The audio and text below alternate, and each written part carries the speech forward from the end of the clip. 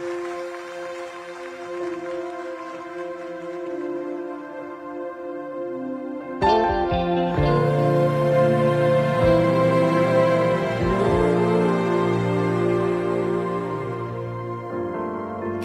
Bapa yang setia, tak pernah sedati Kau tinggalkan diriku. Hatiku teguh di dalam janjimu sampai ku melihat kuasamu. Shalom Bapak Ibu Saudara yang dikasih Tuhan. Saya percaya sepanjang hari ini Anda dan kita semua diberkati Tuhan. Saya mau mengajak kita sekalian membuka kitab kita dari kitab Mazmur pasal 56. Kitab Mazmur 56 ini mengisahkan saat Daud tertangkap. Daud mengalami sebuah tekanan yang luar biasa. Orang Filistin menangkap dia di Gat. Kita akan melihat yang pertama di ayat yang keempat sampai ayat yang kelima. Bagaimana Daud menyikapi dalam situasi kondisi seperti itu. Ayat yang keempat berbunyi seperti ini. Waktu aku takut, aku ini percaya kepadamu. Ayat yang kelima, kepada Allah yang firman-Nya kupuji.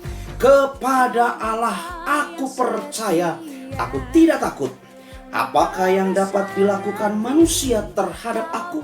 Saudara, dalam kondisi yang menakutkan hidup Daud secara lahiriah, tetapi dalam hal itu Daud membesarkan hatinya.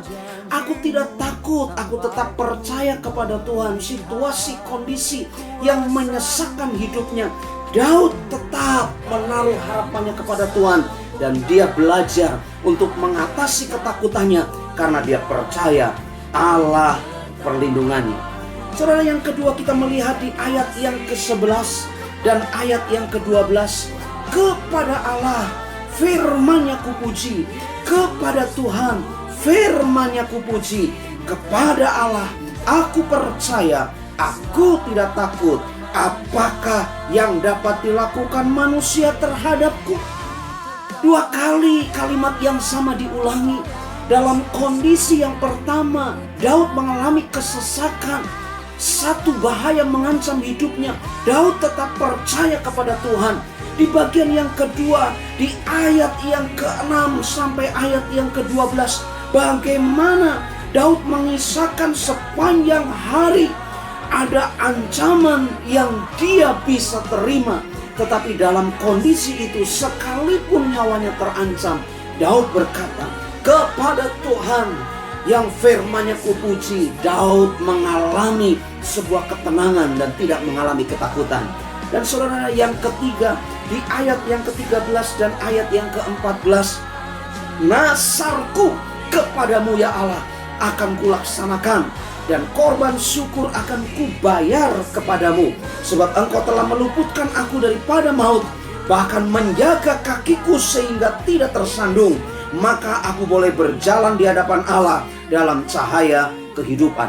Yang ketiga kita belajar Bapak Ibu Saudara, bagaimana Daud setelah melewati masa-masa sulit, dia berkomitmen memberi korban kepada Tuhan, membawa korban yang bisa dia persembahkan. Teks ini bicara nasar yang akan dibayar oleh Daud.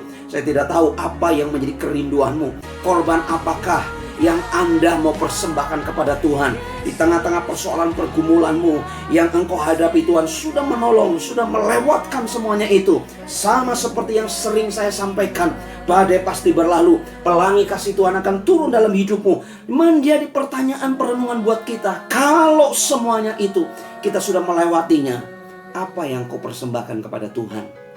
Tuhan menanti dan merindukan hidupmu makin hari makin sungguh-sungguh mencintai Tuhan. God bless you all. Teragungkan Engkau, Yesus termulia, kasih-Mu terindah, kasih-Mu terindah.